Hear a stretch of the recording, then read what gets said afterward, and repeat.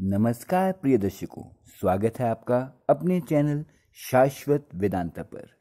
दर्शकों, हम एकादशी व्रत की पहले भी चर्चा कर चुके हैं। एकादशी तिथि दशमी के दिन से ही प्रारंभ हो जाती है। दशमी को एक समय भोजन करना चाहिए, एकादशी को निराहार रहना चाहिए और द्वादशी को भी एक समय ही भोजन करना चाहिए। इस प्रकार इस व्रत का संपूर्ण फल आप प्राप्त कर सकते हैं। दर्शकों, आषाढ़ मास के शुक्ल पक्ष की एकादशी का नाम है देवशयनी या पद्मा एकादशी व्रत। ये व्रत बहुत ही महत्वपूर्ण है क्योंकि इसी व्रत से शुरू हो जाते हैं चतुर्मास। धर्मराज युधिष्ठिर बोले कि हे भगवान, आषाढ़ मास के शुक्ल पक्ष की एकादशी का क्या नाम है और उस दिन कौन से देवता की पूजा होती है तथा उसकी विधि क्या है, सो विस्तार पूर्वक कहिए। श्री कृष्ण भगवान बोले कि राजन, एक समय नारद जी ने ब्रह्मा जी से यही प्रश्न पूछा था। तब ब्रह्मा जी बोले कि नारद, तुमने कलयुग के जीवों के उद्धार के लिए सबसे उत्तम प्रश्न किया है, क्योंकि एकादशी का व्रत सब व्रतों में श्रेष्ठ है। इसके व्रत से समस्त पाप नष्ट हो जाते हैं। इस एकादशी का नाम पद्मा है। इसके व्रत करने से विष्णु भगवान प्रसन्न होते हैं। मैं एक पौराणिक कथा कहता हूँ, ध्यानपूर्वक सुनो। सूर्यवंशी मानधाता नाम एक राजा था। वह सत्यवादी, महान प्रतापी और चक्रवर्ती था। वह अपनी प्रजा का पुत्र की तरह पालन करता था। इसकी समस्त प्रजा धन धान्य से परिपूर्ण थी और सदैव सुखपूर्वक रहती थी। उसके राज्य में कभी अकाल नहीं पड़ता था। एक समय राजा के राज्य में अकाल पड़ गया और राजा अन्न की कमी के कारण अत्यंत दुखी रहने लगा। राज्य में यज्ञ होना बंद हो गए। एक दिन प्रजा राजा के पास जाकर प्रार्थना करने लगी कि हे राजन, समस्त विश्व की सृष्टि का मुख्य कारण वर्षा है। इसी वर्षा के अभाव से राज्य में अकाल पड़ गया है और अकाल से प्रजा मर रही है। हे राजन, आप कोई ऐसा उपाय बतलाइए जिससे हम लोगों का दुख दूर हो। इस पर राजा मानधाता बोला कि आप लोग ठीक कह रहे हैं। वर्षा के न होने से आप लोग बहुत दुखी हैं।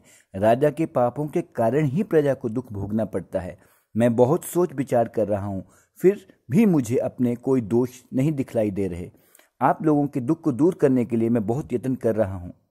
ऐसा कहकर राजा मानधाता भगवान की पूजा कर कुछ मुख्य व्यक्तियों को साथ लेकर वन की ओर चल दिए। वहां वे ऋषियों के आश्रम में घूमते घूमते अंत में ब्रह्मा के पुत्र अंगिरा ऋषि के आश्रम पे पहुंचे।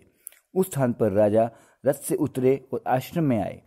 वहां मुनि अभी नित्य कर्म से निवृत्त हुए ही थे कि राजा को अपने सम्मुख जानकर उन्होंने राजा से पूछा, बताओ राजन, क्या कारण है आने का। राजा ने उन्हें सहर्ष हो प्रणाम किया और कहा कि हे महर्षि, मेरे राज्य में 3 वर्ष से वर्षा नहीं हो रही है। इससे अकाल पड़ गया है और प्रजा दुख भोग रही है। राजा के पापों के प्रभाव से ही प्रजा को कष्ट मिलता है, ऐसा शास्त्रों में लिखा है।